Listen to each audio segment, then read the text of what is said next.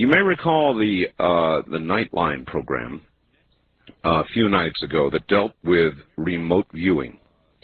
Well, I got a fax from Norio Hayakawa, which reads the following. It's kind of interesting. Major Ed Dames, U.S. Army retired, has decided to go public art with his involvement in the U.S. government psychic spy operations in response to the half-truths, did you hear that, half-truths, and disinformation about the project now being disseminated by CIA and others, as reported most recently on the ABC Nightline program of 11/28/95.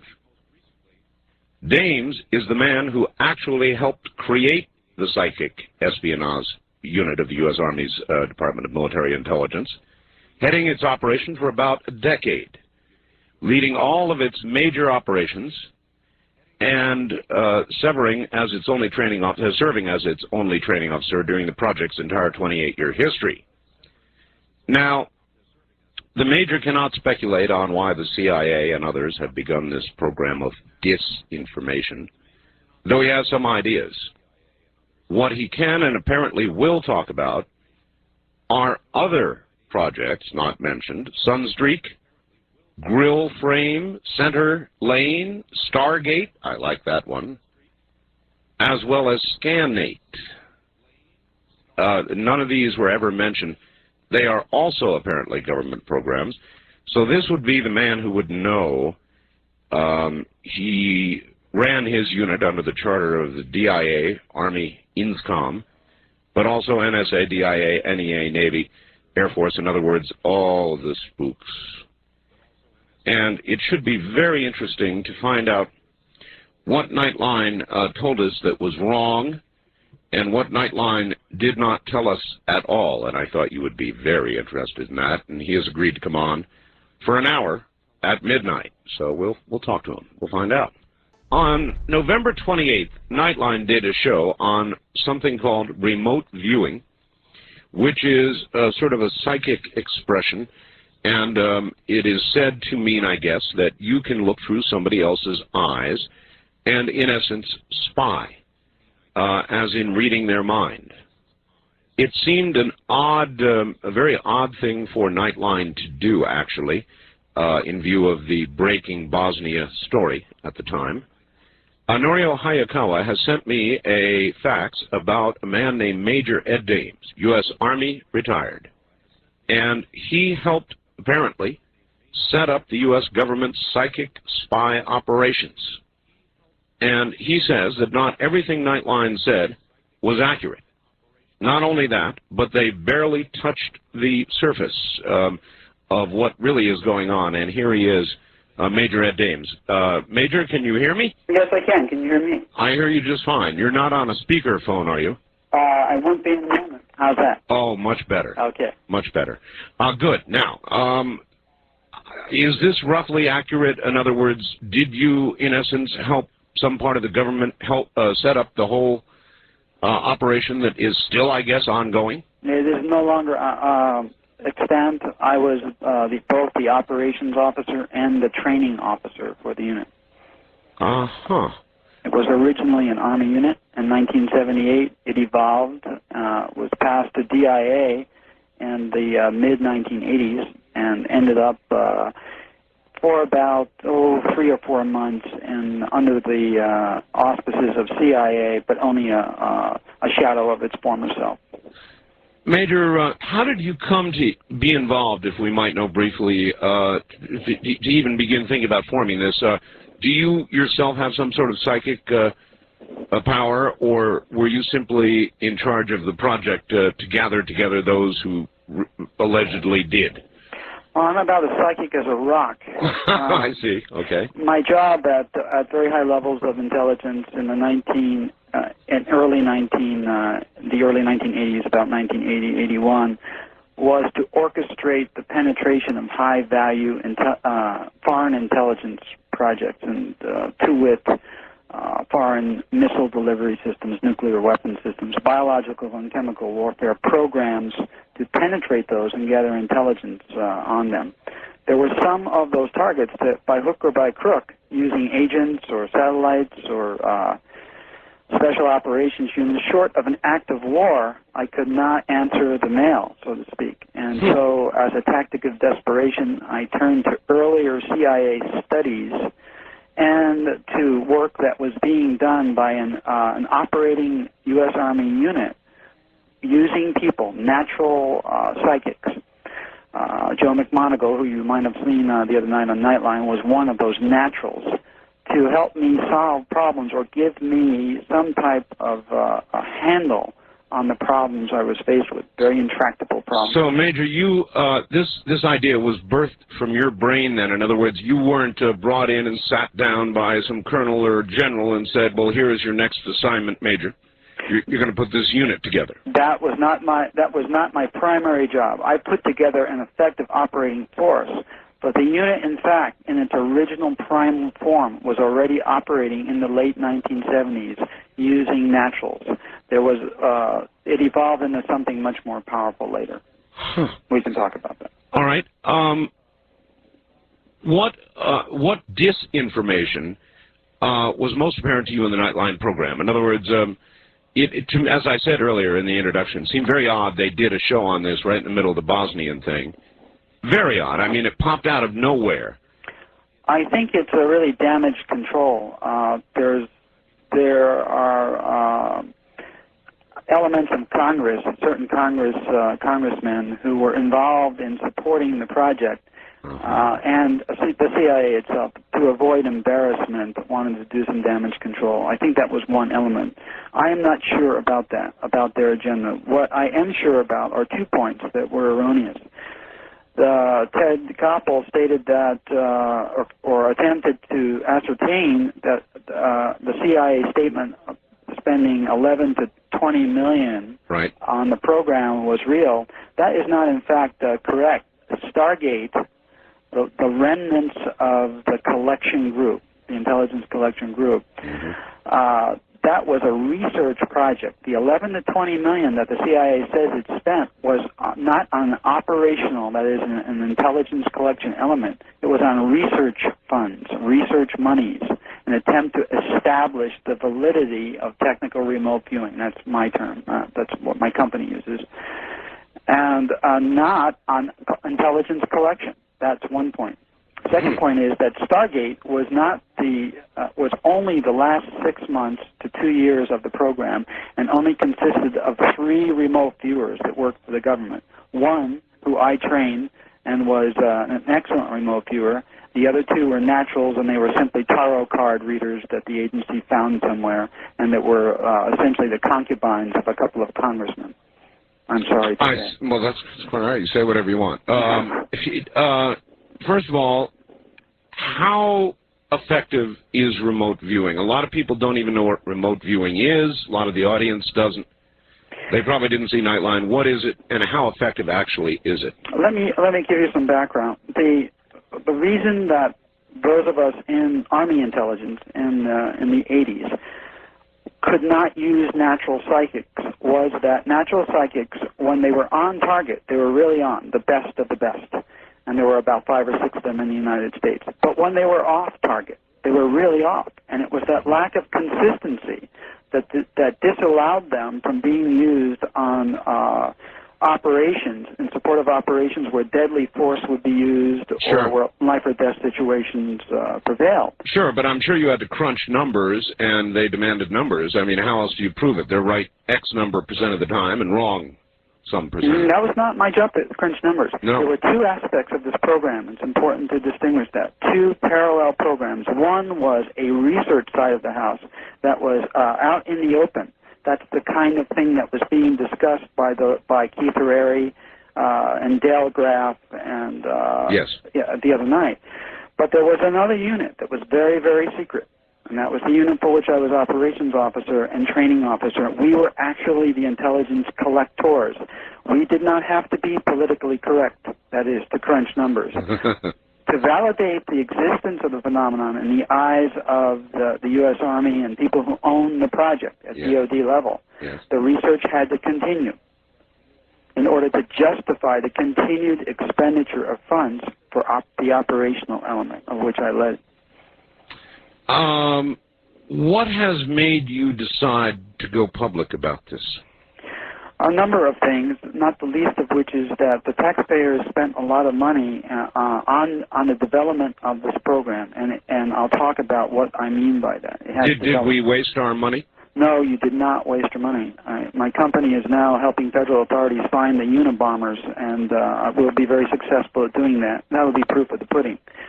But that came about from a lot of hard work on the part of U.S. Army officers and a brilliant discovery in 1983 by a man, Ingo Swann, a natural psychic who lives in New York City, who discovered a structured way of how the unconscious mind communicates with conscious awareness, how to tap into collective unconscious, if you will, sort of like an automated database, the same way one would search out a database. How to allow the unconscious mind to do that and communicate to conscious awareness detailed, very accurate information while suppressing imagination, being able to train someone to distinguish between his or her imagination and the data that is associated with a target, a person, a place, a thing, or an event, and how to suppress one's propensity to analyze the data. So we're downloading from collective unconscious raw perceptual information in a very structured way. And when you say target, you mean a specific individual? What I mean is a person, information about a person, a place, a thing, an object, or an event. We can reconstruct an event using these techniques. What happened in a place? And that would be interesting. How does one, if there's a way to explain it, teach somebody with these powers to delineate between their own imagination and what is being remotely viewed? That would be quite a trick. That was part and parcel of the breakthrough discovery made by Ingo Swann, the person who was a contractor, the natural psychic who was contracted by the U.S. government, the Army in this case. That was part of his discovery at Stanford Research Institute in 1983. He had been there for a number of years and had been the guinea pig of the American Society for Parapsychological Research for many years, and extremely gifted natural psychic who turned his attention on himself and said, how am I doing this? And was able to put together a model for how he himself, as a naturally gifted psychic, was communicating his unconscious to his conscious awareness. When he put together this model, which is a set of protocols, behavioral protocols that I teach and that he taught me, we're able to discriminate, to teach ourselves how to distinguish imagination all the time from what we call the signal, that is the data that's associated with our target.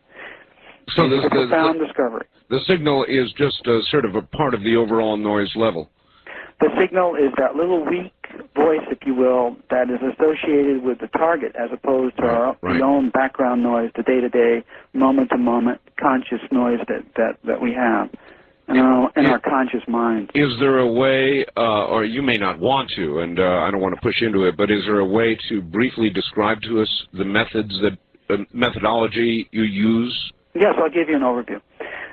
Without going into the course is a 9-day, very intensive course, and so I'll skip a lot, including lectures. Okay. But basically, we acquire a target. We are able to turn our conscious attention and our unconscious mind to the target via a series of stages.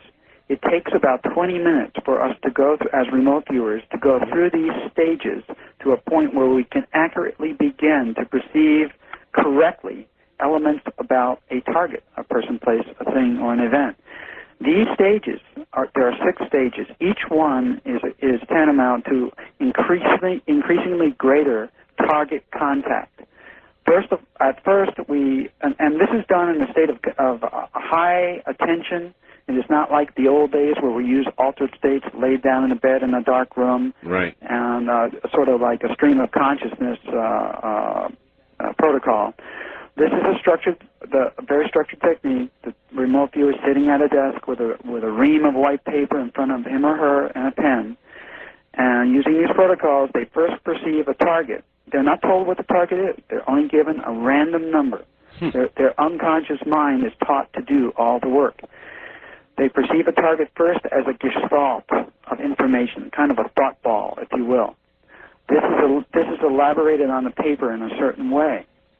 The next stage is sensory perceptions, where they elaborate, they download, they objectify in words and sketches the colors, textures, the smells and tastes, the sounds, the temperatures, and the dimensions that are present at the site.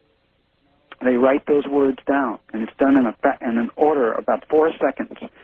Think of a metronome in front of you where you're moving very rapidly, writing down these percepts.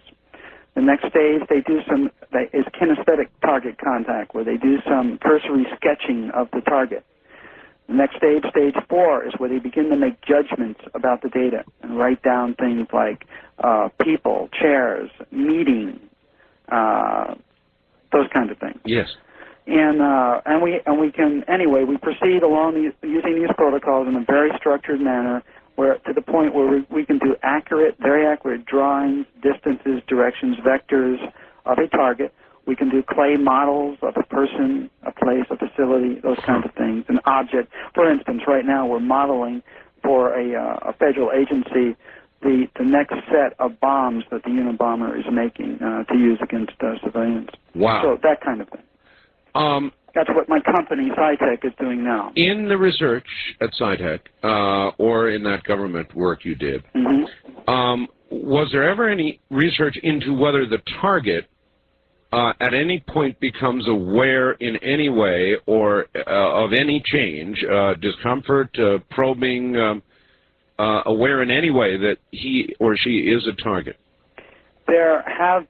If the target happens to be a natural psychic, somebody that's very gifted, a very gifted natural, and we all have this faculty. It's innate. It just has to be trained to be useful, and there was no structure or grammar, if you will, until the discovery was made.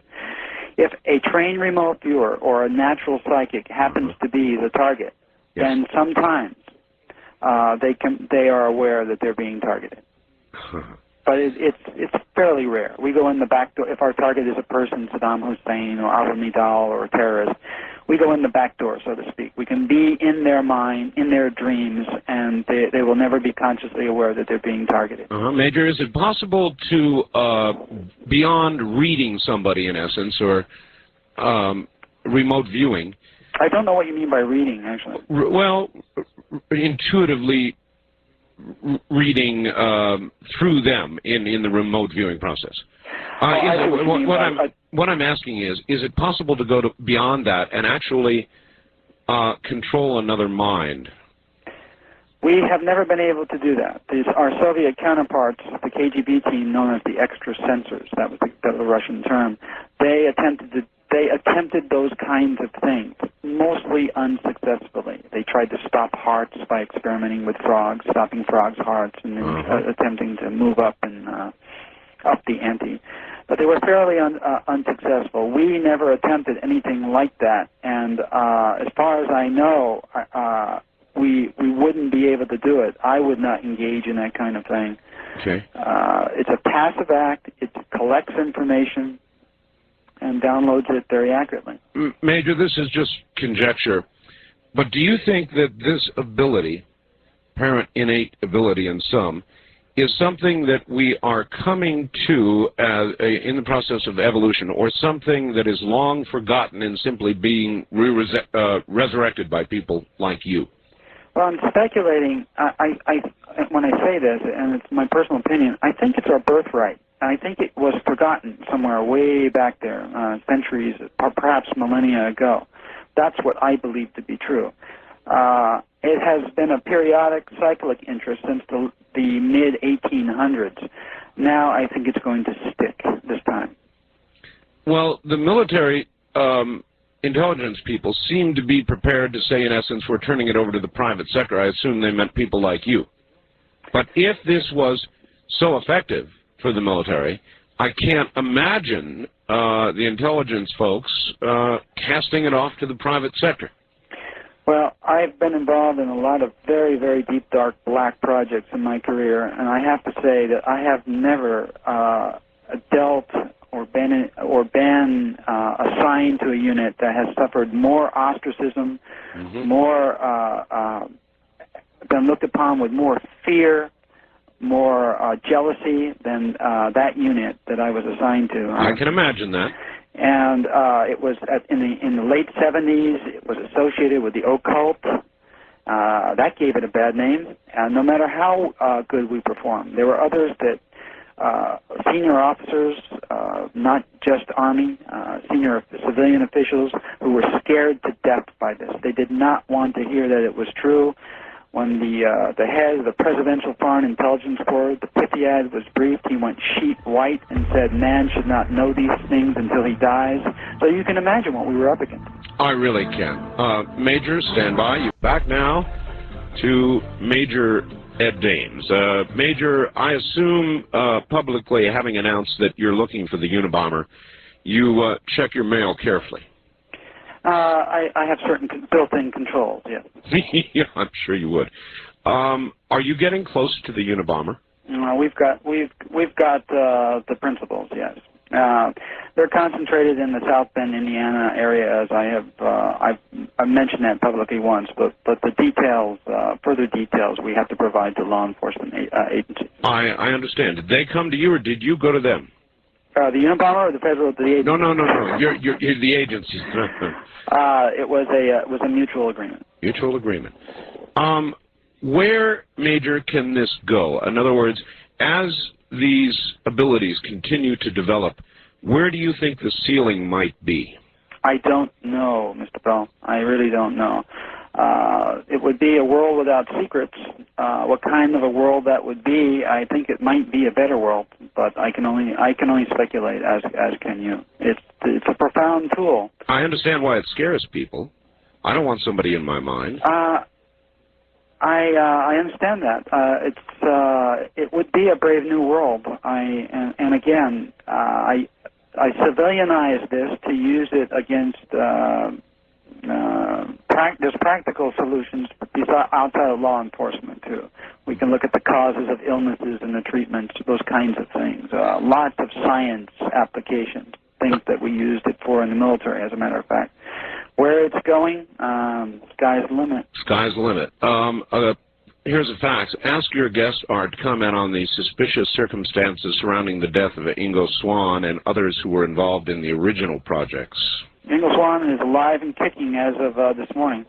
Well, then I don't know where he got this. Were there any killed in the early projects? There was one death, but it was a heart attack. And one of the remote viewers, the person using an altered state, had a weak heart and killed over in an operation. That was the only death that the project could record. All right. From Variety magazine, there was a soldier featured recently who had been shot in the head. Do you know about this man? Apparently shot in the head and developed psychic abilities after that, worked on Saddam Hussein for a while. Then, I guess, in fact, he was used against Saddam Hussein, they said, during the Gulf War, and his conscience began to bother him. Do you know anything about this? That soldier was my former vice president, and he fabricated the complete story. He was shot in the head in Jordan on a training exercise. He was the safety officer for gunnery practice, and he stood up in front of his men, and he was shot in the helmet. His Kevlar helmet tripped around, and he had a headache for 2 days. Mm-hmm. That's the extent of that. I have fired him. He was dishonorably discharged from the U.S. Army, less than honorable discharge in lieu of a court-martial, and I can't have people like that associated with SciTech. So you've got to be very careful, don't you? And I assume you go through a tremendous screening process in trying to determine. How do you, by the way, determine if somebody is genuine? If I came to you and I said, look, I can read minds. I can see what others are doing. I already have that ability. How would you test me? I don't test you. I interview you. I can train anyone. What I'm looking for is someone who is going to use the skills, because I am not going to invest 9 long, hard days of my time in someone who's not going to take this back and use it in their prospective discipline, whether that's medicine. We train doctors, scientists, musicians, you name it, who we want to go back and use this in their profession to solve their own problems and to bootstrap their own disciplines. And some of them have written books. If you were to come to me as a natural psychic with that kind of a talent, I would first be leery that you had a big ego. If your ego was such that you've been told how good you were for many years, I'm going to need to break that down, because you have to start from square one with me. Mm-hmm. Think of if I were an NBA scout, and I saw some kid in the inner city who could run rings around his peers with a basketball. Yeah. If that kid was prepared to come with me and start from square one in a training camp, I know I can make an all-star out of him. But if he's not, then I can't do anything with that. Of the two possibilities, would you rather train the untrained and those who have a sort of latent ability that you can bring out, or would you rather have somebody already with a great power in this area come to you? I've been training since 1983, and I think it's split down the middle, 50-50. About half of the people I have trained who have become all-stars rather than just mere professionals said they had no psychic ability to speak of. And it turns out that they did and didn't know it, and they were superb.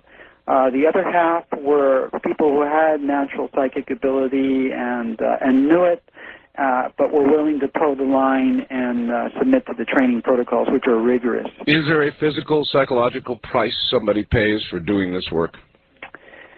I think only that it changes the way you look at the world, and that does have certain ramifications. It does not empower you, but when you reach a point in training where you can stick your heads metaphorically up above the cloud and see where you've been, where you're going, and your relationship to everything else around you for the first time, that is a fairly life-changing event.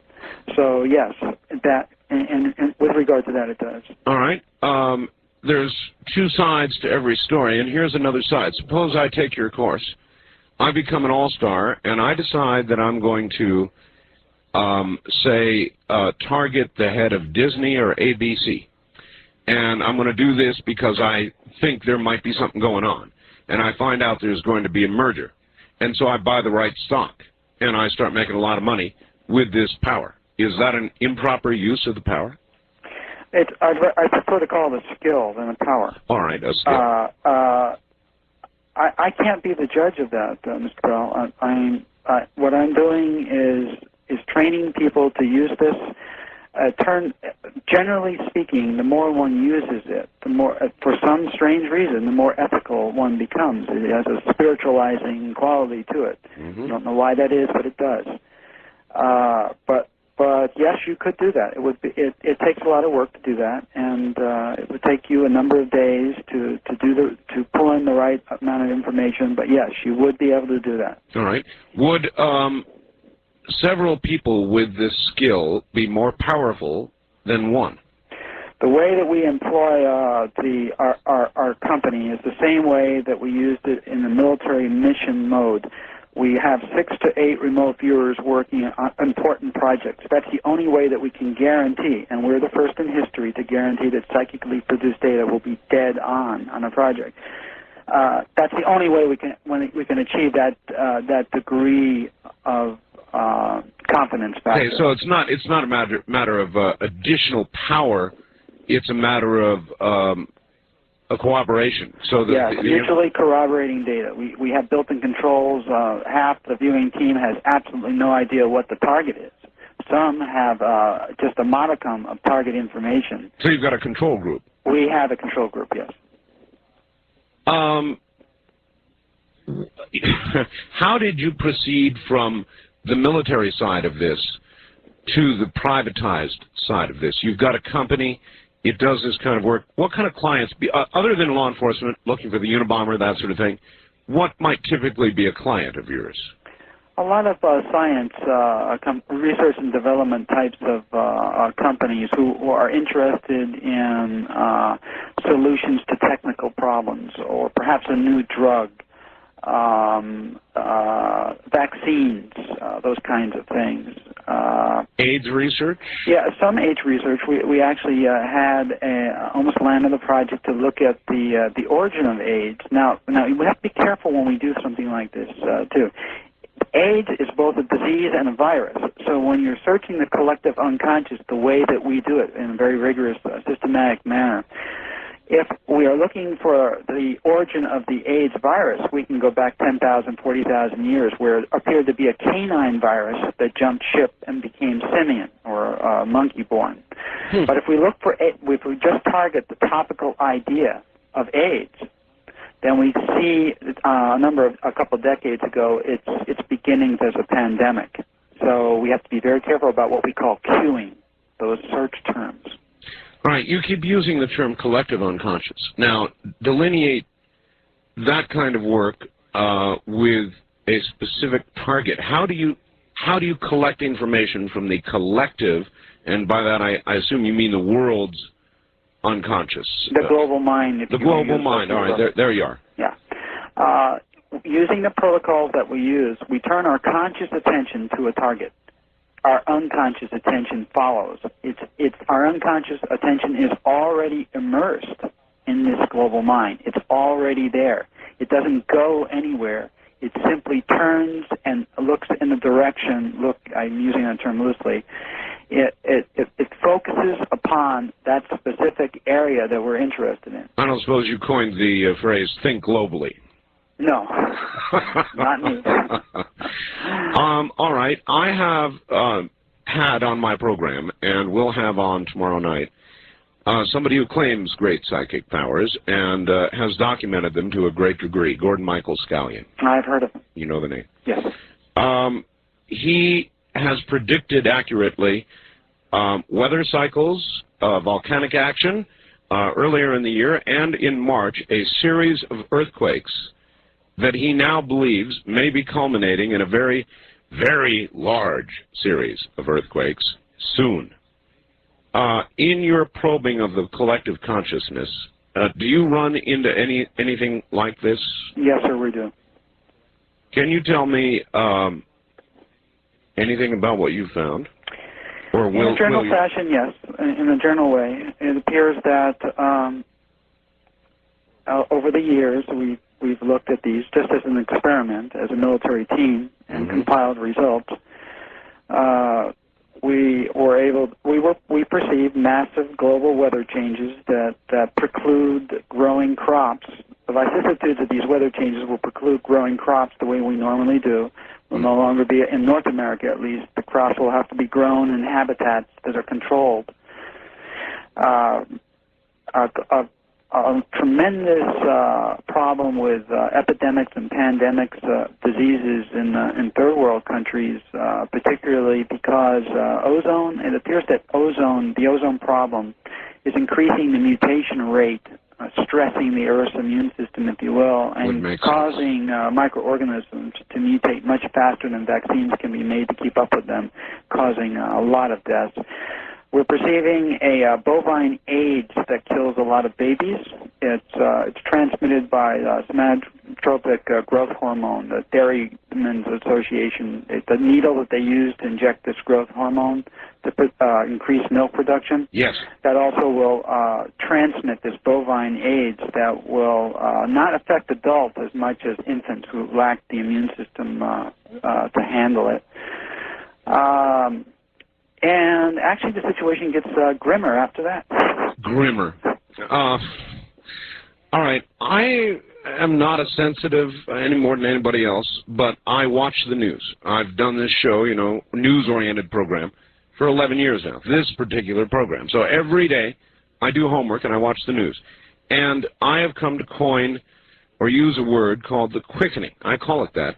Whether it's economic, political, social, in every single area of human endeavor, events appear to be accelerating toward I don't know what, but I can just feel it, and so I've called it the quickening, and it kind of gone on.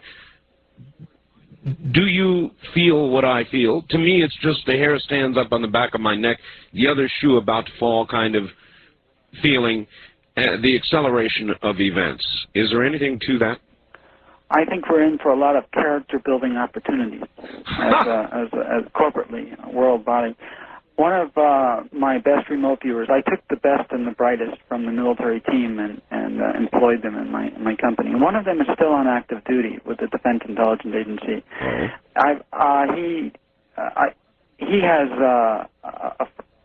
an explanation. Well, actually, he has a good description of what he and those of us on the team feel is happening. The Wankel engine, as you know, it needs a governor on it. It's a rotary engine. Yeah, oh yes, I had one. It needs a governor because it starts to accelerate out of control. Right. And it explodes. Right. And he feels that the Earth, that the globe is in that sort of a modality now, that it's accelerating out of control without the governor, and then it's going to go bam. So I tend to agree with that. Most psychics, when you talk to them, will say, here is my prophecy, but it does not have to be. In other words, a change in human behavior will produce a change in the thread of time in the future. Do you subscribe to that? Many of my students who are scientists and doctors do ascribe to that. I'm more pessimistic by nature, having been a soldier for many years. I don't think we're going to pull ourselves up by the bootstraps. I think that it's a finger in the dike approach to many things, including ozone problem. So I disagree. I think the situation is going to get grim, and that we will not, in fact, rise to the occasion. All right. As you look into the collective unconscious, I, too, share that half-empty glass of water view with you, by the way. But I'm not sure what lies upon the other side. I simply know that, like the airplane halfway across the Pacific in the old days, the little red light saying point of no return, that's already on for humanity. We are going to go on to whatever is next. I just don't know what is next. Maybe you do. I really don't. I don't think that this is necessarily the forum to discuss that. It involves things that we perceive in the out years, and they're fairly esoteric, and I don't want to really, as president of SciTech, talk about those things now, because they are sort of off the wall, let's say. Off the wall? Yeah. There's something out there that's very exciting. However, we'll pay a heavy price as a world community to get there. Like I say, a lot of character-building opportunities will be out there for our children and our grandchildren. Well, it's nice to know that we'll have grandchildren anyway. Some of us will, yes. Regarding actual physical Earth changes, geographic major Earth changes, are they coming? They are. That was a yes? That was a yes.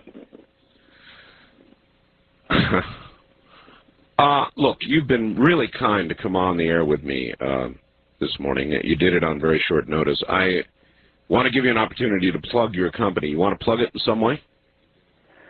Oh, I think that our success on the Unabomber project will probably do that for us, although I thank you for the opportunity. I have a training program where a very few select people a year are accepted into our Beverly Hills training office for 9 days, an intensive one-on-one. There's only one student per course, and we teach these skills to those students. If there are any of your listeners who think that they might want to do that, they can communicate with me on. And so they could write you a letter, and they could in essence apply. Yes. If they wanted to. All right. Well, Major, it's been a pleasure having you on the program. I appreciate your clearing up an awful lot of things that I didn't understand about the kind of work that you do. Yeah, I think they also the point where the researchers experiencing only 15 to 20% accuracy. Those are untrained people in a laboratory environment. My corporate team has 80% to 90% accuracy at the end of 3 days. 80 to 90% after 3 days? That's right. That's how effective, that's what your tax dollars paid for, that degree of effectiveness. As professional officers, we would not have stuck with something that was ineffective for that many years. This thing really worked. Well, in a way, though, what you're doing makes what Orwell predicted and wrote about pale by comparison. I wonder what kind of world Major Dame's world would be. It'll be a different place, that's for certain. Major, I want to thank you again. Thank you for being here. You take care. Now, we go to Houston, Texas, and Dr. Rod Lewis. Doctor, welcome. Good morning, Art. Good morning. I'm a little groggy. I did not have any intention of being on your show Tonight. This morning, as you know. I know. I was asleep until about 1 o'clock our time, so I'm still a little groggy. All right. Well, when you get a chance, grab a cup of coffee. Okay. You heard the interview, I take it, probably in and out of sleep with the Major. That's correct. Would you like to characterize what you heard? Do you think what you heard you would regard as generally accurate? Sure. The information that has been brought forth before recently on the Stargate project. Now, when we did our story, and let me just preface a little bit my history. I am the director of an organization called the Network for Scientific Intelligence.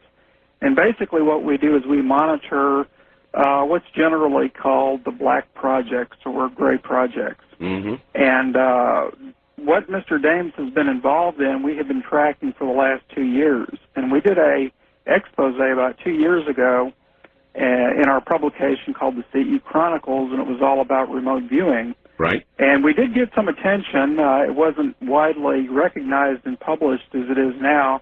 But Tokyo Broadcasting did a complete series. They were doing a television show based loosely on Howard Blum's book Out There, which he referred to a group of people called the Aviary, and oddly enough, Dale Graff being one of them.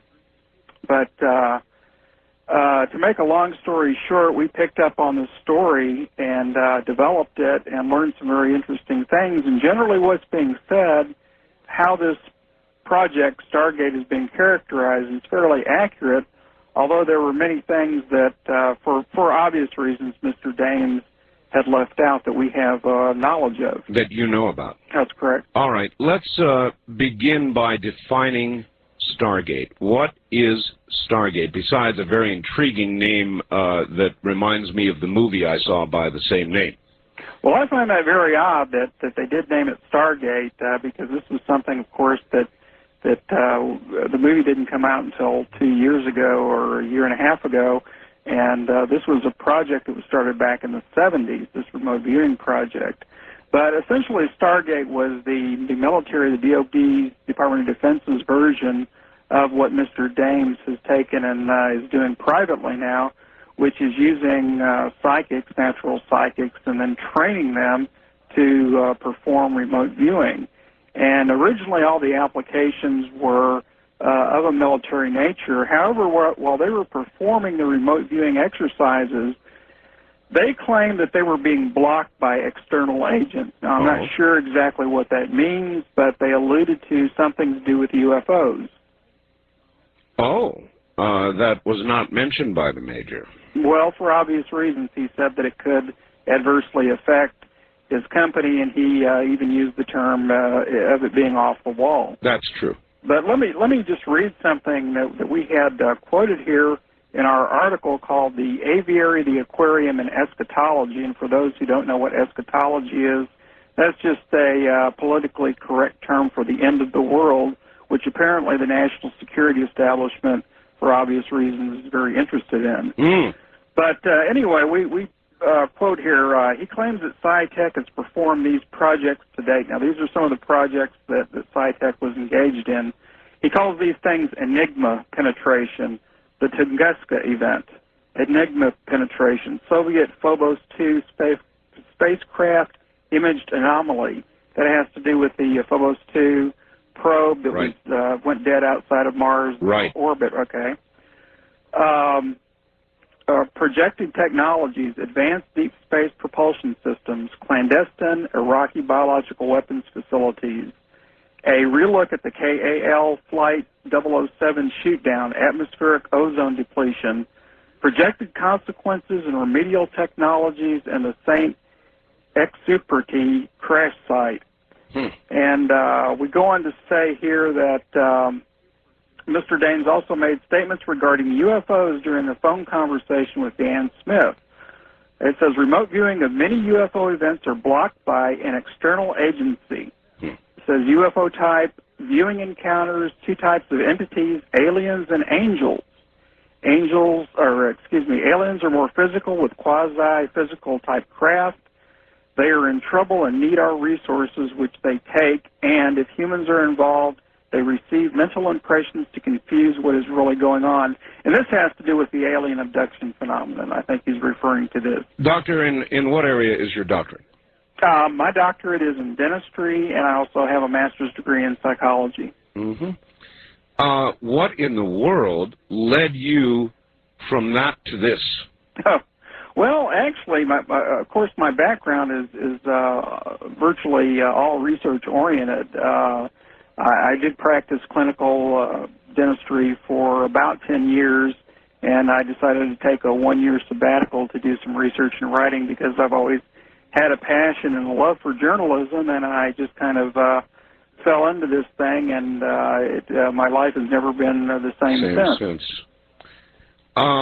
All right, you're right. He only, and very carefully, sort of confirmed between the lines a lot of what Gordon Michael Scallion has been saying regarding Earth changes. He just rendered a simple yes, and to a great amount of pain before any gain for the human race, or even the end.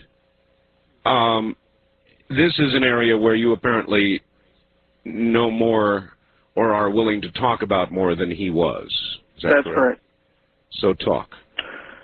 Well, it appears that the national security establishment, and I'm talking about all the IA agencies, the CIA, the DIA, right, the rest of them, the Office of Naval Intelligence, et cetera, believe it or not, are very interested in this, I guess as you term it, the quickening. I do, yes. Their reasoning for this is that it is the end of the world is a matter of national security, so they're very interested in what's coming up around the pike. I'm not sure national security even serves what will occur properly. Of course it's national security. It's the world security. It's the end. And if you look at what has happened over recent history, you see an inflection point right about 87, 88, 89. You had the collapse of the Berlin Wall. You had a complete change in strategic policy. You've had a shift away from international strategic problems between the United States and the Soviet Union to a more cooperative environment. And I think what happened is at that inflection point in 88 or 89, their models completely changed, and this was partly due to a new view, and it has to do with what they call chaos theory. And this was something that was promoted by James Glick in a book called Chaos, the Making of a New Science.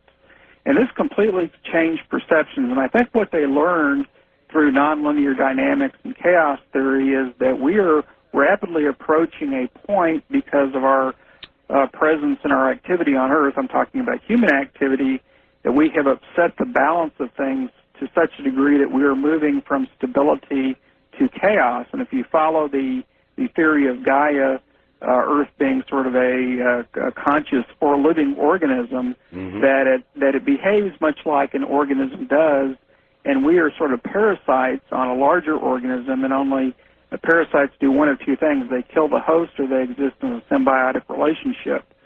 So if you look at human beings being about the size of viral particles to the Earth,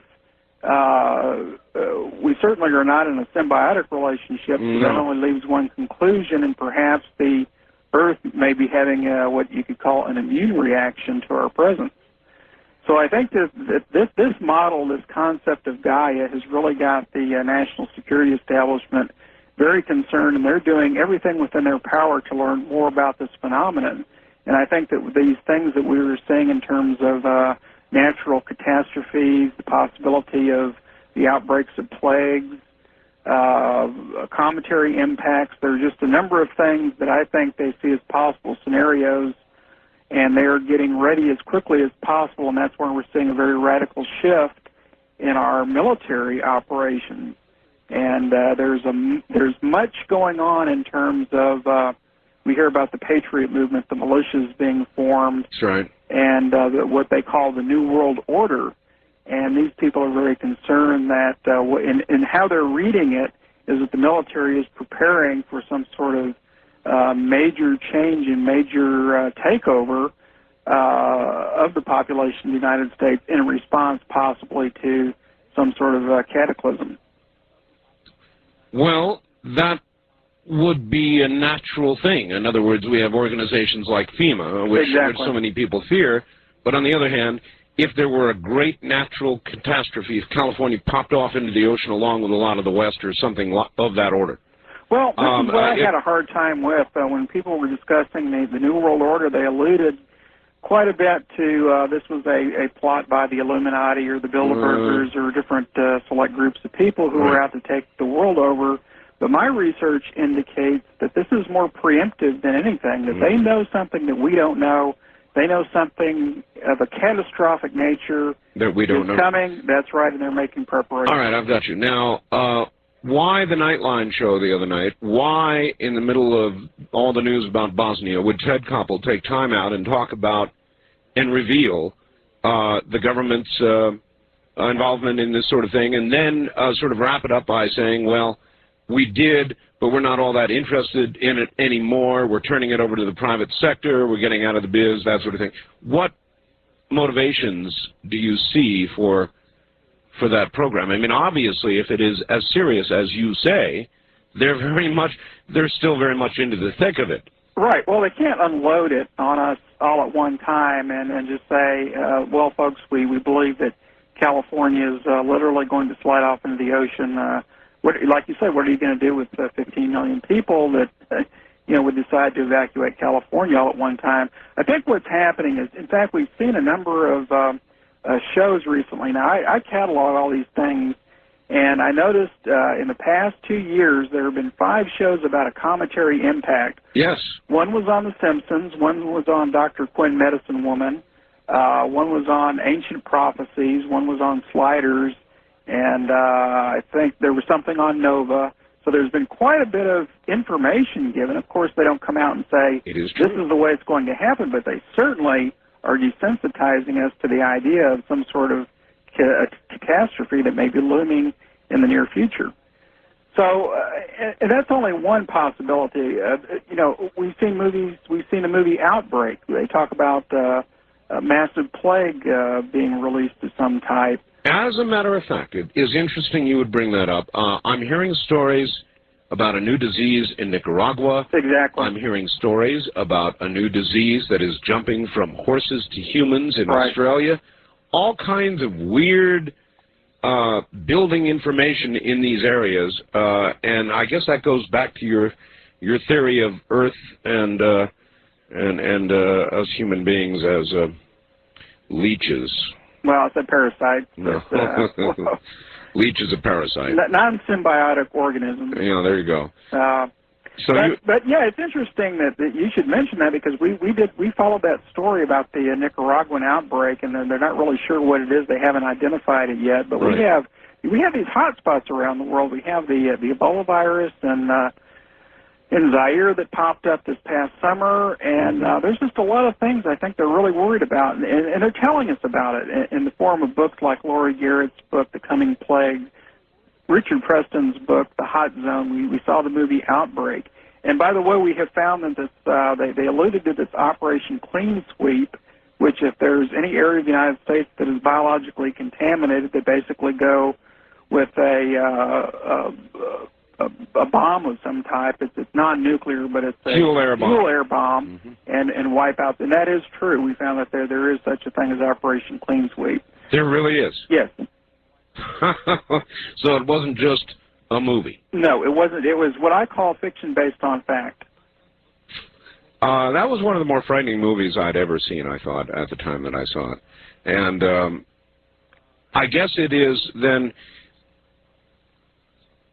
being discovered by the people doing the kind of work the Major is doing.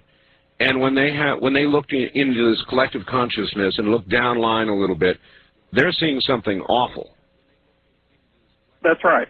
That's right. And in fact, there is a department within the CIA, and I can't mention the person's name, but if anybody would like to speak with me about it, I can give you the person's name. He is the Directorate of Science and Technology, and he is a member of this, what we call the aviary. This is the... What is that an acronym for? Well, it's not an acronym for anything. We just call them the aviary because they all go by bird names. And some of the members of this group are Bruce Maccabee, and he is known as Seagull. Hal Puthoff, which is Owl. Dale Graff, which is Raven. Jack Verona, which we don't know what his bird name is. Richard Doty, that's a familiar name from Linda Moulton Howe. He's with AFOSI and met with Linda Moulton Howe at Kirtland Air Force Base. His name is Falcon. Christopher Green is Blue Jay. Robert Collins is Condor. Ernie Kellerhouse is Hawk. Scott C.B. Jones is Chickadee. And Bill Moore, we don't know his name either. And John Alexander is Pelican. And John Alexander, by the way, is also on the board of SciTech along with General Albert Stubblebine, who is the former head of INSCOM. Incredible. Hold on just a moment. We'll be right back to you. All right, back now to Dr. Rod Lewis. Dr. Lewis, are you there? Yes, I am. All right. Well, again, thank you for being up at this hour. Here's a fax. Referring to you, how does this guy know he's not dabbling in the occult? He seems to think it's some kind of high-tech. How does he know this? Isn't it just refined fortune-telling? Well, as a matter of fact, we were just going to comment on that because Ed Dames, or Major Dames, used the term occult. And he said that this scared a lot of people. And he also alluded to that he was able to train these natural psychics using very specific techniques. Yes. Now, what we found was that these techniques are just a reconstitution of the black magic rituals used by Aleister Crowley. So it's black magic? Well, arose by any other name, I guess you could say. Huh. Let me read something here. Now, it gets very complicated because a lot of this ties in to the psychotronics research that's going on at Los Alamos National Laboratories. Okay, but before you do, it's a non-trivial distinction. In other words, black magic, the occult, the dark forces, to the people in the audience right now listening who are religious, and there are many. Right. It is a non-trivial distinction. Now, is it science, or is it really the dark side? And if it is the dark side, then the facts makes a good point. Well, I think it's science that we don't understand, and we're dealing with something, unfortunately, like Madame Curie, when she discovered radioactivity back in the 1800s. Unfortunately, we did a lot of things with radiation we shouldn't have, and we learned through a lot of trial and error how dangerous it can be because we don't understand the true nature of what we're working with.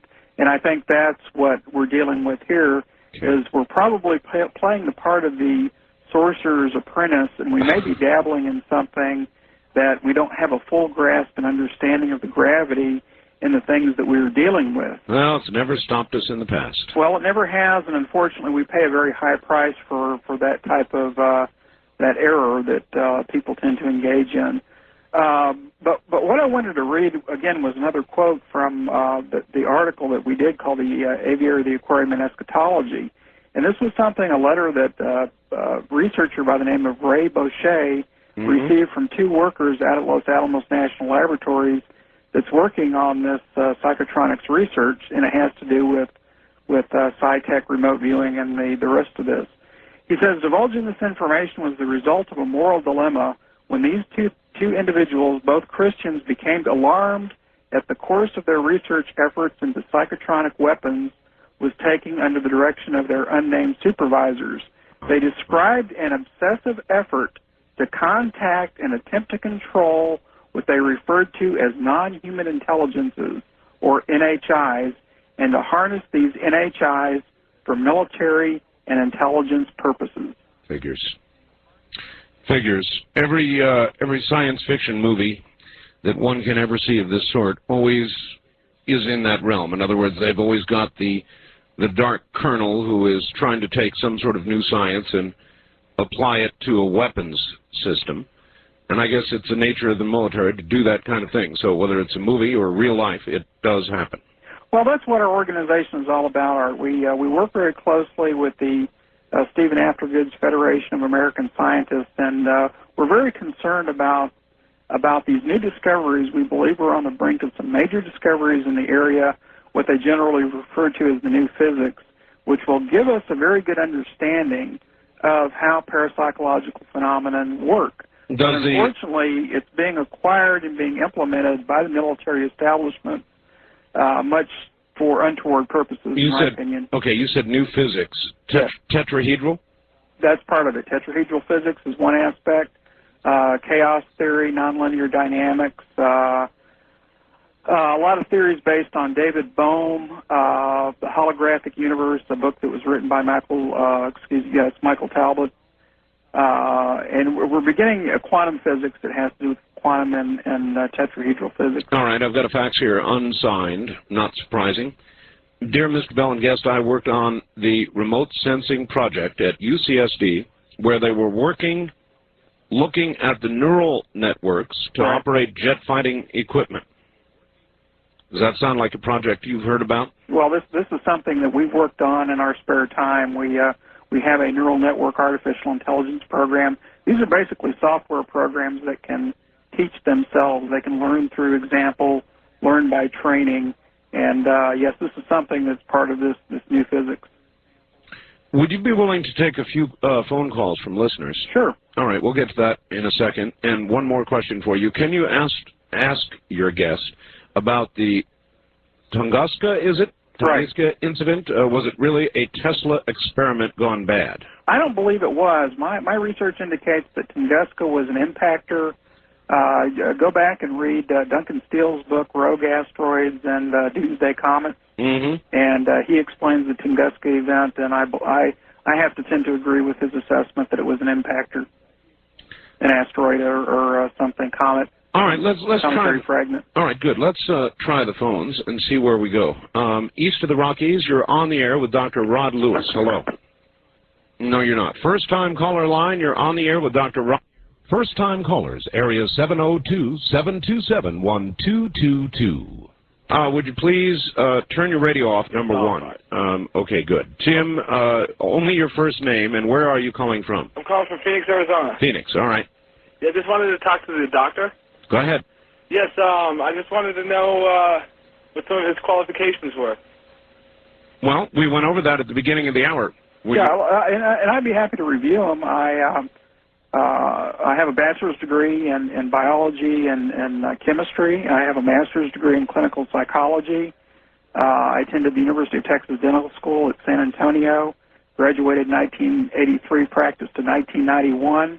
I'm a full-time journalist now. I'm a member of the Federation of American Scientists, the National Association of Science Writers, and investigative editors and reporters. That ought to do it. East of the Rockies, you're on the air with Dr. Rod Lewis. Hello. Yeah, excuse me, you got to dive at the radio. Dive at the radio, all right. Always dive at the radio, folks, right away when you get on the air. We have a delay system here. Hello again. Yes, where are you, sir? Madison, Wisconsin. All right. What I'm wondering about is if alien beings or out-of-the-body entities are capable of getting into the picture, how do we know we're not being fed wrong information? And I'll get off and all right. The answer comes. Thank you. Sure. Good question. How do we know, how are we able to verify the validity of the information we get through these kinds of sources? Well, we're not, and that's part of the problem is that, as Mr. Dames pointed out, these people aren't always correct. And also, if you talk with people who claim to be victims of the alien abduction phenomenon, they are fed usually constant streams of information, particularly about eschatology or the end of the world, and many of these events never come true. So you're right that there doesn't seem to be any consistency in the veracity of what people are being told as far as their communications or whatever they're engaged in. Okay, the retired major didn't seem inclined to go much into the UFO aspect, and I understand that. You are. Yes, and, I am. Your qualifications are very impressive. Your academic background, very impressive. Dr. John Mack at Harvard has sort of been dragged across the bottom of the ship academically for his look-see into these sorts of areas. Aren't you afraid of being barnacled? Well, no, not really, because I'm not really affiliated any longer with any academic institution, and I'm not in clinical practice, so I'm not sure, what they could do to me other than maybe question my sanity. But no, colleagues can level some pretty vicious criticism. Sure, and I'm always happy to discuss the matter with them, and I don't have all the answers, right? That's for sure. I consider myself a relative newcomer to the field and sort of a novice at all this, but I certainly think there's a lot of things that we don't understand, and certainly science does have a habit of changing rather drastically opinions about how things work. One being, for a number of years, I can remember as an elementary school student and a junior high school student being told that the dinosaurs died because of climate changes, and this happened very slowly and over millions and millions of years, and now we hear about the KT event, which they think that perhaps what happened was a large impactor hit somewhere around the Yucatan Peninsula, and it was all over in a matter of days. So science does have a habit of changing. It's just a matter of pursuing it academically and not trying to get carried away and into wild speculations, but using the scientific method and pursuing it that way. What is interesting to me is, and I don't mind, I've been delving into these areas for years, and colleagues, other talk show hosts, use it as a way to take shots at me. I don't care. But for somebody with, strong academic credentials, I can understand that you might have reason to worry. John Mack, Professor Mack, of course, because of his affiliation with the institution. Right. But still, today, things are changing, Doctor, and now we've got Nightline, and we've got 1 million programs, and 1 million movies, and 1 million mainstream media beginning to talk about all of this. Is this all one big orchestration? I don't know so much that it's orchestration. I think it's just a matter of the natural evolution of the scientific process, and I think principally because of the computer that we're able to model a lot of things that we haven't been able to model before, and I think this has been a wonderful instrument in terms of us being able to look into mathematical concepts, being able to look in sort of a multidimensional way. The technology is there. It's just that our knowledge is so far lacking because principally we're still rooted in this idea of a Newtonian universe. And that is radically changing, and they're calling this the new science. Beginning to crumble? It's beginning to crumble. It's going to be a major paradigm shift, and I think as we get further into the, quote, information age, we're going to completely rewrite history, and we're going to have a totally different worldview. All right. West of the Rockies, you're on the air with Dr. Rod Lewis. Hi. Yes. Who do you think is going to win the next Tyson fight? All right. Good question. Any insights? I have no idea.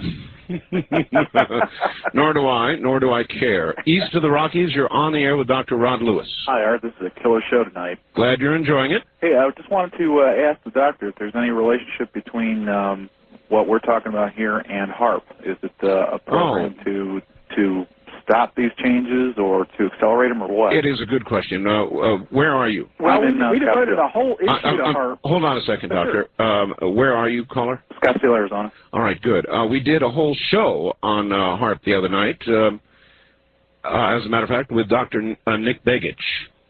And he wrote Angels Don't Play This Harp. So what do you know about HARP, Doctor? I know quite a bit about it. In fact, I've spoken with Dr. Begich. We've discussed it. He's very conversant, very well versed in HARP. He knows considerably more than I do. He's probably the leading expert. But we did a issue on HARP back in January. We were one of the first publications to come out with very comprehensive information about HAARP. It's a very interesting project, and we're not sure what to make out of it. We don't really know the reason that it exists, other than to say we are quite concerned. Again, they may be dealing with things that they don't know what the long-term impact. Anytime you start messing with the weather and heating the ionosphere, there may be some things unexpectedly that may happen. Well, are they doing that? Are they messing, as you put it, with the weather? Well, they've stated that that's part of the project. Okay, I hadn't heard that. I heard the original charter was to heat the ionosphere, not necessarily to produce weather changes, but to try and affect in some way the ionosphere or the way it reflects radio or whatever, and to look for underground tunnels and bunkers. Right. That's what I heard. Right. But weather modification was one of in fact, they called local weather modification one of the objectives. Well, you know, I talked to Alaskans. We're on the air all over Alaska right now. And the Alaskans are telling me it's cold as hell. That's normal. But there's no snow on the ground. There's no snow virtually in Fairbanks and Anchorage and all the places where there ought to be snow. There isn't. Well, there's no doubt about it, Art. The global weather situation is changing, and I'm not sure why people are so surprised at this. I think what it was is for the last 50 years, historically, we've had relatively stable weather. I mean, the Earth's climate is very, very variable and extremely variable and unpredictable. And I think what we experienced from about 1940 to 1990, roughly, was a fairly stable period in the Earth's climate. And this is abruptly coming to an end, and we're seeing changes in weather. We're seeing changes in geology. We are. And I'm not sure. Disease, everything is, in effect, is stabilizing, which is another word for chaos. Right, exactly. We're moving from that boundary of stability to the normal. Actually, I think the normal situation is a sort of chaotic environment. But the weather situation, if you go back as early as the late 1800s, we had a mini ice age. In Europe, in fact, in the United States, there was what they called the summer that never was, where we had basically no growing season. So we just may be coming upon something that for a long period of time we had stability for the past 50 years, and now we're just moving back into a more normal pattern of variability. When you refer to human beings in the way you did earlier, would you think that is, or the process of acceleration we're now experiencing is a result of so many more human beings being on the planet, in other words, a function of numbers, or our behavior, or I'm reaching here, trying to come up with a reason for what seems to be occurring? Well, I follow you, and I think it's two things. I think, number one, it's numbers. Optimally, the number of human beings on Earth has stayed within a narrow range of between 500 million and 1.5 billion. And right around 1900, because of the introduction of antibiotics particularly, we had that logarithmic growth spiral in human population, and now we're 5.5 billion people. Now, in and of itself, that's not necessarily bad, although you begin to place tremendous strains on the resources of Earth. That's correct, right? Now, point, but we also have technology. Listen, we're near the top of the hour. What I want to ask you is this. If the powers that be, whoever they are, who cares, if they concluded through remote viewing or psychic abilities or whatever that the end was coming, and the reason was because there are so many people on the planet, would they, in your estimation, take steps that would result in fewer people on the planet? I believe they would, and I believe this has been a public policy established as early as 1962 with the Club of Rome's position, that there are just entirely too many people. And in the conference in Cairo last November, I recall. Yeah, that same thing. Listen, we are at the top of the hour. You want us to, there's a million calls here. Sure, I'll be happy to field some calls. All right, good. Let's field some calls then. All right, I think this sums it up very well. Art, the subject of remote viewing is so fascinating I'm reminded of books by science fiction author Philip K. Dick, such as Ubik, where there were agencies which employed psi talents to foretell or change the future. Other agencies employing anti-psi talents to nullify the psi talents. Once again, it may be that science fiction may be becoming science fact. Yet in this case, it seems awfully far out there, fascinating, yet if what seems to be around the corner is true, somewhat scary as well. Does that sum it up pretty well? It sure does, Art. And let me, if you wouldn't mind if I kind of dropped a bombshell on your audience. I didn't intend to go public with this. They love bombshells. Okay, well, this is going to be a first that anybody's heard. We were going to publish it in our next issue of the CE Chronicles, but I'll go ahead and throw out a teaser. All these things we're hearing about aliens, especially the alien autopsy film, we have the inside information on what that's all about. But there is a concerted effort going on right now to convince the general public that extraterrestrials exist, that they're real, that they're here. The alien autopsy film was a production. Unfortunately, the body is not human. That's correct, but it is not extraterrestrial, and it has nothing to do with Roswell.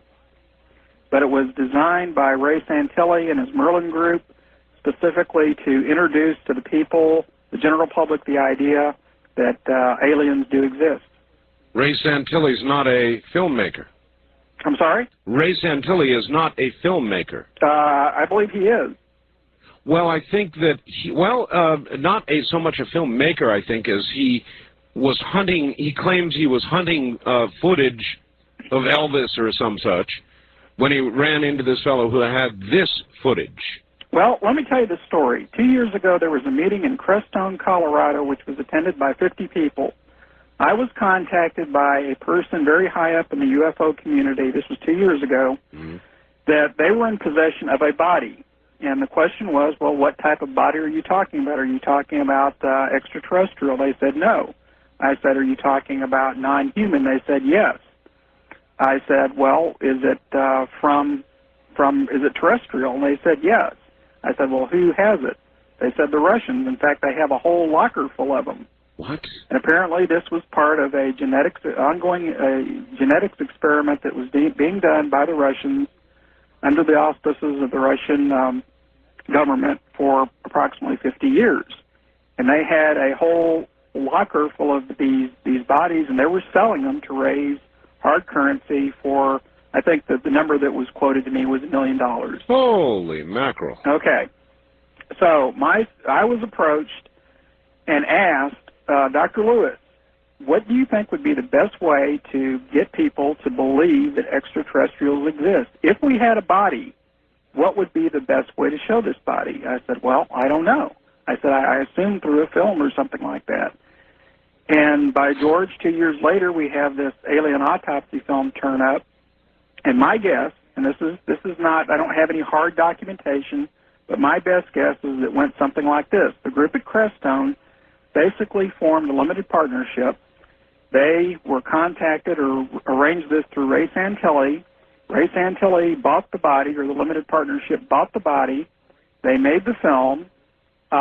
Ray Santilli turned around, sold it to Fox, and of course sold 100,000 plus videotapes, so he recovered his investment on it. But it had nothing to do with Roswell, but it showed that... Okay, with what motive? Not on Santilli's part, forget that. The people who wanted, who came to you originally, the person said, what would be the best way to do this? What motive would that person have? Well, again, it goes back to the research that we've done. There is a group called the Aviary, and their responsibility is to control information about extraterrestrials and UFOs. You have to remember, Art, that if this story ever broke, if they to inculcate this in our greater intelligence or subconscious, for what reason? Well, go back to the Brookings Institute study back in 1959. Basically, they said if you want to manipulate the psyche of any group of people, introduce them to a concept that's totally foreign, such as if, let's say, you have a group of Aborigines, you go in and you show them high technology and they think it's magic. And that way you can control and manipulate a society. You have to remember that we have a film, a tape of a show called The Outer Limits that was done back in the 1950s. I remember it well. Okay. The episode was called The Architects of Fear. The theme was there was a secret cabal of people, 12 or 13 people, that got together because we were on the verge of a nuclear holocaust. And they were saying, well, how can we stop this? Well, the only way that they figured they could stop it was to stage an alien contact. Sound familiar? Also, on Star Trek The Next Generation, yes, have your listeners go out and get the episode about Kahless. And basically what this episode was, the Klingon Empire was on the verge of anarchy and chaos, on civil breakdown. They brought back their messiah, Kahless, in the form of a clone, but the people believed it was the real Kahless. And the idea was to have him as the moral leader and have the political structure working with him to ensure a stable society. This is beginning to make the Kennedy assassination sound simple. It is. East of the Rockies, you're on the air with Dr. Rod Lewis. Hello. Yes, sir. This is Billy from south of Houston. All right. Houston again. You bet. Doctor, I was wondering if you're familiar with the Clear Lake, Nassau Bay area here. Yes. Do you know of any remote viewing or psychic activity being used, since we got all the major players? And, it's a shame KTRH drops this at 4 o'clock, so everybody that could possibly get some use out of this is not going to be able to hear it. Well, I know that John Alexander and Ed Dames have been to Houston, and they have been at NASA. And there was a report last year that they were involved in some remote viewing experiments of the Mars Observer. And we did a story on Ed Dames' remote viewing of what happened to the Mars Observer. Right. Would some of these companies be using remote viewing against each other, since, it's so competitive and, this whole area is real tight? Well, there's evidence that that DuPont Corporation had sent some of its top executives to Robert Monroe and the Monroe Institute, which was doing something similar to Ed Dames, but using out-of-body astral projection techniques. All right, caller. By the way, in the Houston area, a lot of people move over to Houdat in New Orleans and continue to listen to the program. What's that frequency? Hint, hint. I think it's 1280. 1280. Well, you sure made my night. Thank you, sir. Have a good morning. And I was privileged to interview Dr. Monroe before he passed away. Truly a fascinating man. Again, there was an article in the Wall Street Journal about the Monroe Institute, and he uses a device called the HemiSync to induce a out-of-body experience. And some of his clients, I believe, the Department of Defense sent a number of people there, including John Alexander, to learn how to do out-of-body experiences, plus, like I said, top executives from DuPont Corporation. Well, when I saw the Nightline program the other night, this whole Roswell, Socorro business. Right. The government, of course, originally said it's flying saucer. Then they said it's a weather balloon. Then for many years, decades, they said nothing. Then all of a sudden they came out and said, well, we lied. It was a different kind of balloon.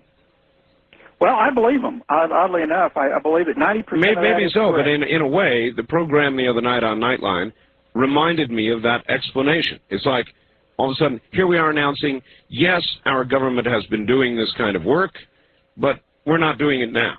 Right. Baloney. Baloney. If it is leading in the kind of serious areas that you and the Major talked about, how could they not be doing it? Oh, well, they are. In fact, Stan Friedman and Larry King's Area 51 special, he said, quote, the government spends $34 billion a year on black projects, half of which are going into, quote, psychological research, a.k.a. parapsychological research. Right. The unbelievable rapidly becomes the believable. Exactly. West of the Rockies, you're on the air with Dr. Rod Lewis in Houston. Hi, this is Steve in San Diego. Hi, Steve. Hi. And I have a degree at UCSD in cognitive science, we study the nature of intelligence, and I focused specifically in trying to simulate intelligence with computers and neural nets and things like that, and so learn about intelligence. Now, our basic perspective on the whole department came from a perspective of this, telepathy and these things. Generally, that there is no evidence for anything transmitting that couldn't be transmitted via some physical medium of some sort, be it air or some sort of physical medium, and air being like sound or light with visual and all sorts of other cues. Now, my fiance is extremely perceptive, and she and I, we're getting married on New Year's Eve, by the way. She and I we've gotten to be really good at telling a lot of things and basically kind of reading each other's minds. But we don't call that reading each other's minds. We just call that knowing each other really well. Excuse me, where are you going with Well, this? my point is, I'm really interested in how could you. I'm very open. I'm really curious about this stuff. How could you convince somebody with hard science in terms of double-blind studies, research results available, say, on the Internet or wherever else, that we could look at data that could support, in terms of the nature of the studies and the science behind it all, to convince somebody at UCSD that this is not like my fiance and I reading each other's minds when we just know each other really well. All right, well, I'll let you answer it, Doctor. Well, the thing is, there's plenty of data. I mean, there's no a dearth of hard data suggesting that this type of phenomenon exists. In fact, the doctor who was the co-author of Stargate, I forgot her last name, it starts with a U, but she's a statistician, and she said that there's overwhelming statistical information or statistical data that this exists, this phenomenon exists. I think it's just that there are very many people that are threatened by the idea that would put a premature end to their careers, especially all those people that are grounded in Newtonian physics. It's not unlike the psychiatry field, where for years and years they had the psychoanalytic view, and now we have a biobehavioral view. I'm not so sure I'm not threatened by it. I said that to the Major. He said himself it's going to be a very different kind of world. And I don't know whether it's going to be good. He said that you can train somebody or a group to be 80 or 90% accurate. Now, that means they can look at somebody or into somebody's mind or through their eyes, or however it is done with remote viewing. And if it's real, it is going to change the world. And I don't know whether it's going to be for the better or not. Well, go back and look at a movie. Again, this was back in the 50s. It was called Forbidden Planet. I saw it. And, yeah, the essence of it was there was an advanced civilization called the Krill, and they were able to command a energy force with their consciousness. Unfortunately, what happened was it began to read their id. The monster from the monster, id. Right, the monster from within. Yes. All right. East of the Rockies, you're on the air with Dr. Rod Lewis. Hi. Hello. Hello. Where are you? I'm in Fort McMillan, Alberta. Alberta, Canada. All right. Go ahead. I'd like to talk a little bit on, you were talking about entities of the unseen with IQs or something? Something like that? Well, I was talking about the work at Los Alamos Laboratories and their attempt to contact what they term non-human intelligences for military and intelligence purposes. I have a friend who's a Native American medicine man, and he told me about a lot of what you're talking about. Well, all right. There are many paths, aren't there, Doctor? Perhaps to the same destination. Could that be said? I think so. It's we're now becoming a little bit different in our approach. We're toward, especially medical issues. We talk about holistic medicine, that you not only treat the disease, but you treat the person as a whole. Yes. And there's a lot more involved in healing than just treating underlying biological disease. Certainly. So, a lot of people are waking up to that one. Right. So it's very much it is very much the same, really. There are many paths to this knowledge or to this contact with whatever it is, and we're not really sure, are we, exactly what it is that we're reaching out and sort of touching. No, and I don't think we're going to know, Art, and until we look at it in hindsight. It's going to be 20/20 hindsight. Yes. And then it's going to be too late, unfortunately. East of the Rockies, you're on the air with Dr. Rod Lewis. Where are you calling from, please? This is John in Oklahoma City. Yeah, hi, John. Hey, good morning, Art. Hey, I got a point I want to get across. If they could read minds, like sort of like what you're saying, then this would kind of they could use this in like the court systems, wouldn't they? To where they can maybe leave little doubt to guilt and innocence.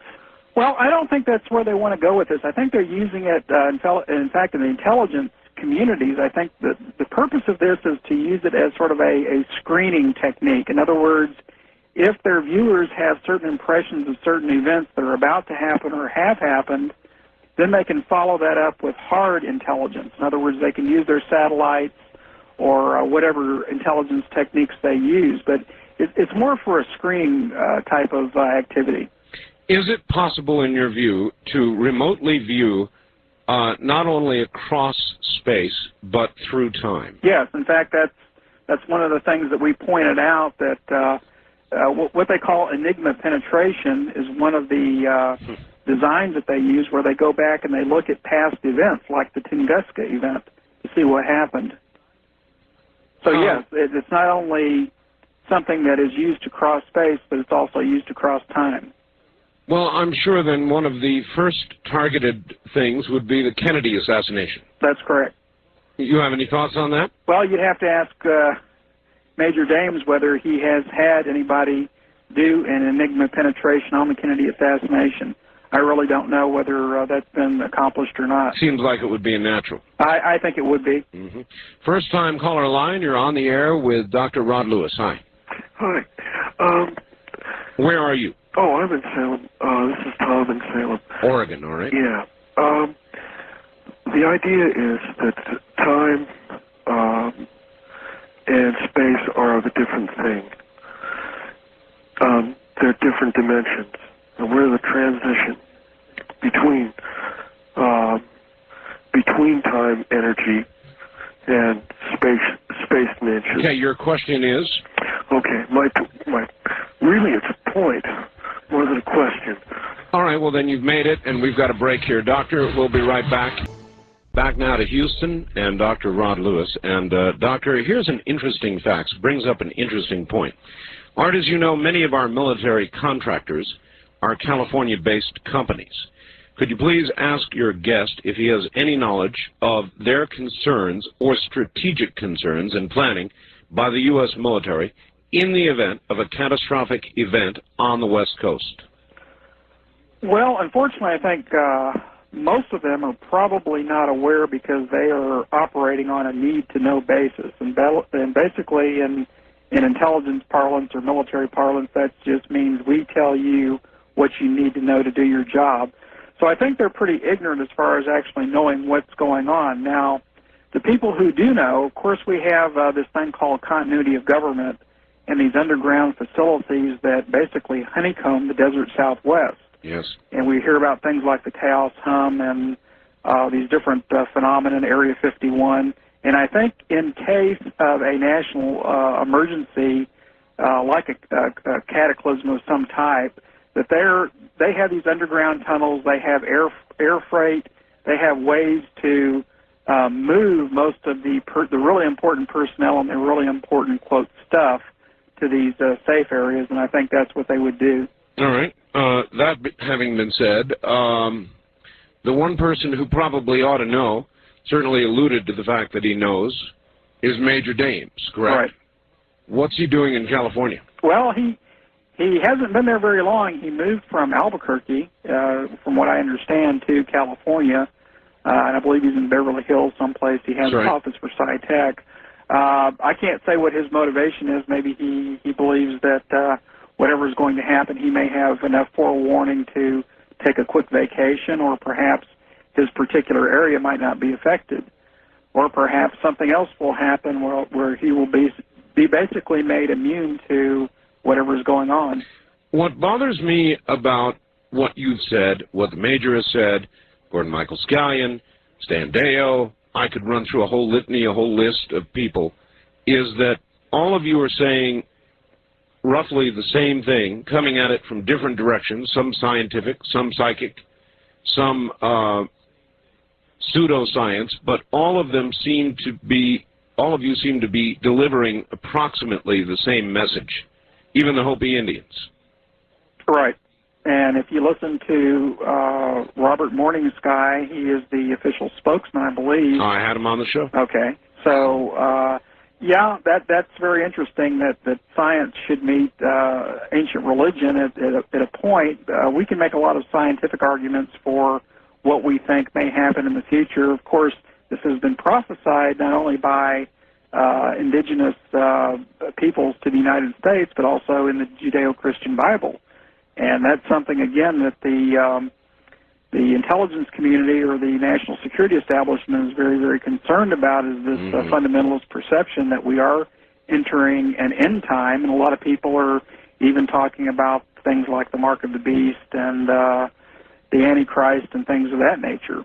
What makes this very interesting is that just the belief that people, if they believe it strong enough, it's almost like the self-fulfilling prophecy. Perhaps they will actually make it happen in an unwitting way, but they'll nevertheless make it happen because of their strong belief in it. And I think this is a tremendous concern. But there's a lot of anecdotal evidence that just from a scientific standpoint, you're talking about ecology, that our days may be compromised, may be numbered. All right. East of the Rockies, you're on the air with Dr. Rod Lewis. Hi. Hello. One quick question. All right. Where are you calling from, sir? The one comment is, what if Oswald was in the theater at the time? All right, sir. Before you ask your question, I'm going to ask again. Where are you calling from? From Edwardsville, Illinois. And now, Oswald, what about him? Yeah, what if Oswald was in the theater when Kennedy was assassinated? In other words, he was set up. Two, wasn't there a movie called, released not this Halloween, but last Halloween, called Without Warning, where 3 asteroids come down? Yes. Yes, I'm glad. I'd rather tackle the second question. Yeah, that was the one of the best I've ever seen. One of the things I was trying to think of. Without Warning. Without Warning. I have it on tape. It is one of the best of the genre. There's no question. Okay, now the most interesting part to that whole thing, because it mixed everything we're talking about, Art. It mixed the possibility of Earth encountering asteroids. It talks about intelligently guided impactors. That's right. Also, did you notice in one part you have the scientist that rushes over to the Department of Defense and he's talking to these people saying, no, don't send the F-16s after these people. What if this had been Muhammad or Buddha or Jesus? That makes one wonder, what point are they trying to make? It does. It also makes one wonder about Hale-Bopp, and a lot of interesting things have been said recently about Hale-Bopp by Richard Hoagland regarding guidance. West of the Rockies, you're on the air with Dr. Rod Lewis. Hi. Hi, this is Daryl from Salt Lake City, Utah. Yes, sir. The doctor mentioned some concerns in the intelligence community about, beliefs in the Judeo-Christian religion.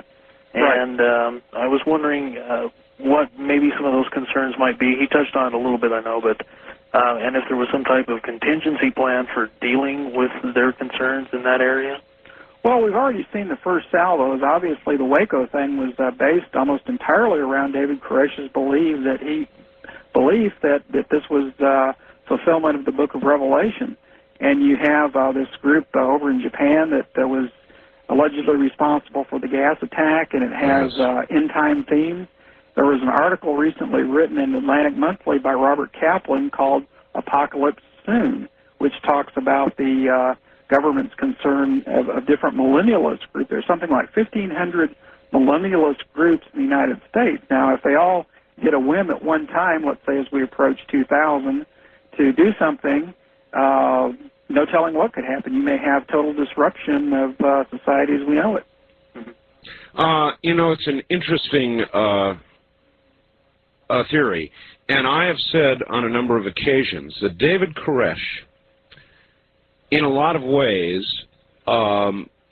fulfilled his own prophecy, ensured that his own prophecy was fulfilled. And is it possible that as a society, we are doing what David Koresh did? That's a good possibility. That is a real good possibility. And that's what I was saying before, that maybe if we have a belief, we may be actually creating that reality. And one of your callers earlier said something about a collapse of space-time and dimension.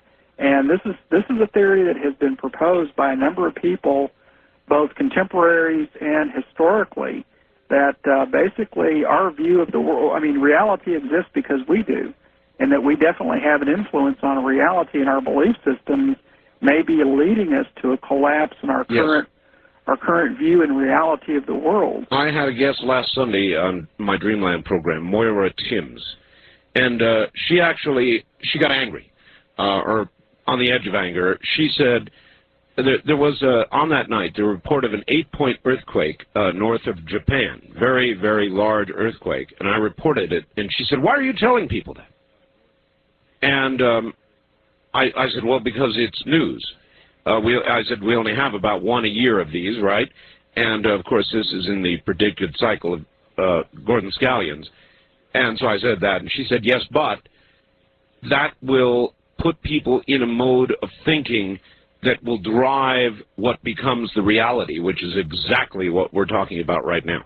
Exactly. And again, I think this is what, there's kind of a Manhattan Project going on right now at Los Alamos National Laboratories, as we discussed, and it has to do with parapsychology. And I think this is one thing that they're very concerned about, is that if the belief system becomes so prevalent and so dominant, that this may actually lead to the reality that we're fearing. One interesting note, Art, is I've talked to a number of people that talk about time seems to be compressed, time flying by. Now, I know, people have said, as you get older, time does go by faster. It does. And there's a physiological and a psychological reason for this. But you're also finding it in kids, which normally their perception of time is that it kind of drags along. But you're right. They're reporting that time is being compressed. Oh, now that is interesting. Now, it's interesting that if you go back to the Bible, the Judeo-Christian Bible, the term tribulation literally means compression. And it says something in there, those days will be shortened or something like that. Or which to us, of course, appears to be an acceleration or an acceleration of time. Or a quickening. Or a quickening. East of the Rockies, you're on the air with Dr. Rod Lewis. Hello. How you doing, Art? I'm okay. Where are you? I'm Scott, and I'm from Billings, Montana. All right, Scott. And you might think this is kind of a silly question, but you know the song Jimmy Crack Corn and I Don't Care? Yep. Well, do you know what that means? Do you know the meaning of that song? Well, I would... No, actually I don't. So you go ahead and tell us. I could give you a general rendition, but I won't even try. What does it mean? My point is I don't either. And well, then I guess I haven't heard the question yet. What I'm trying to say is I don't believe that I believe that there's a lot of kids out there singing this song, and they've got this I don't care thing in their head. Well, that's part of it, though, in my estimation. Thank you. In other words, the doctor just said that children are experiencing an acceleration as well, and I guess that would be one protective psychological attitude you could take about what's occurring. Jimmy Crackhorn, and I don't care. Mm-hmm. Certainly, kids today have a very nihilistic view of the world. It's very frightening because they perceive that they don't have a future. And I think what you're seeing manifested in things like body piercing, self-mutilation, drug abuse, a lot of the societal problems that we're seeing in kids today, there seems to be a rather dearth of hope. No, I agree, Doctor. Here's a good example. I've used this on the air, and it's so true. There was a time in America, earlier, even in my life, when there was a sort of honor among thieves. In other words, a guy would go into a convenience store or a liquor store, and he'd hold up a gun, say, give me your cash, and the guy would give him the cash, and the guy would leave. These days, in 1995, he goes in with a gun, says, "Give me your cash." The guy gives him the cash. The guy with the gun shoots the guy behind the counter just for the hell of it. Exactly. And another thing too is sometimes sit down. I think what's very telling about our society or the state of mind we're in is watch kids' cartoons. Now I remember, I don't know how old you are, but I grew up in the 50s, and I can remember things like Howdy Doody and no, me too. I'm 50. Just fun kind of stuff. But now it's almost all very post-apocalyptic. There's a lot of post-apocalyptic themes that the world is subjugated, that it's not a very pleasant place to live, and there's just this theme of despair and. So these children that don't believe they have a future, right? They may be right. In my opinion, they may be. Mm-hmm. First-time caller line. You're on the air with Dr. Rod Lewis. Hi, Art. How you guys doing this morning? Fine. Where are you? I'm in Eugene, Oregon. Yes, sir. KPNW. Right.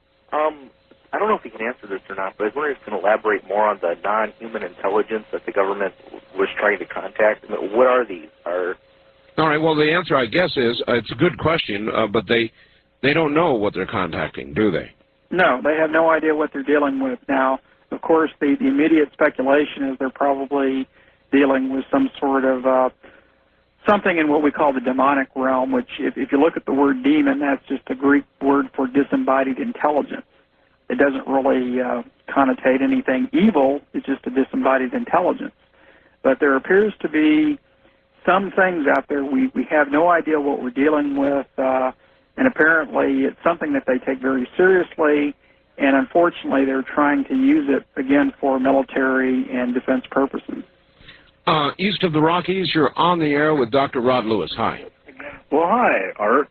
I'm so glad to get through to you. You made it. Where are you? I am in Greeley, Colorado. I'm north of Denver, about 50 miles. All right. First of all, sir, you are brilliant. You shine like no star I've ever seen. I wanted to ask this doctor about the term he was using, how it's spelled. Eschatology? It's called eschatology. How's it comes from the root word eschaton, which just means the end of time or the end. ESC? Yeah, ESCCHATOLOGY, eschatology. And it means what? It's just sort of a politically correct term for the end of the world or the end of time. And it applies to both occult and science, or just one or the other? It's both a scientific and a religious term. The study of eschatology is just the study of the end time. And it's usually referred to or related to Judeo-Christian prophecy based on the book of Revelation, but a lot of people apply it to any type of ancient prophecy, whether it be Hopi Indian or Muslim or Shinto or whatever.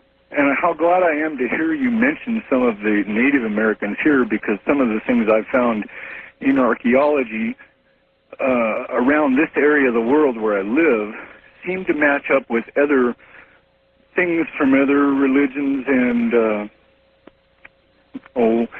plateaus of where people had societies, if you will. And I think that there is a correlation between the way people have understood things in our recent history as far as societies go. Some of the religions even match up to some of the things that you and other of Art's guests have talked about. Just a great circle, sort of. In other words, we're rediscovering what once was known. Would that be about right, Doctor? That is a good way to put it. Things do go in cycles, and you can look at them from very short-term daily cycles to very long-term cycles in civilization. And I think basically we're going to return to the point from which we departed in this last 6,000 or 7,000 year cycle. Yes. Our time is about an end here, and I want to give you a chance. You have a periodical, the CE Chronicles, correct? That's right. I want to give you, you've been so good about doing this, spur of the moment. I want to give you a chance to plug it. And for $5, we can send them out a sample issue. Our last issue just came out. Mm-hmm. It's called Encounters with the Men in Black. We also have a story on Louis Farrakhan's extraterrestrial vision, which I think is quite telling. I thought that was fascinating, as a matter of fact, that he did he did refer to a visitation. That's right. He met Elijah Muhammad aboard a UFO. That's what he says. And he called this UFO the Wheel, which was actually something about the size of an asteroid.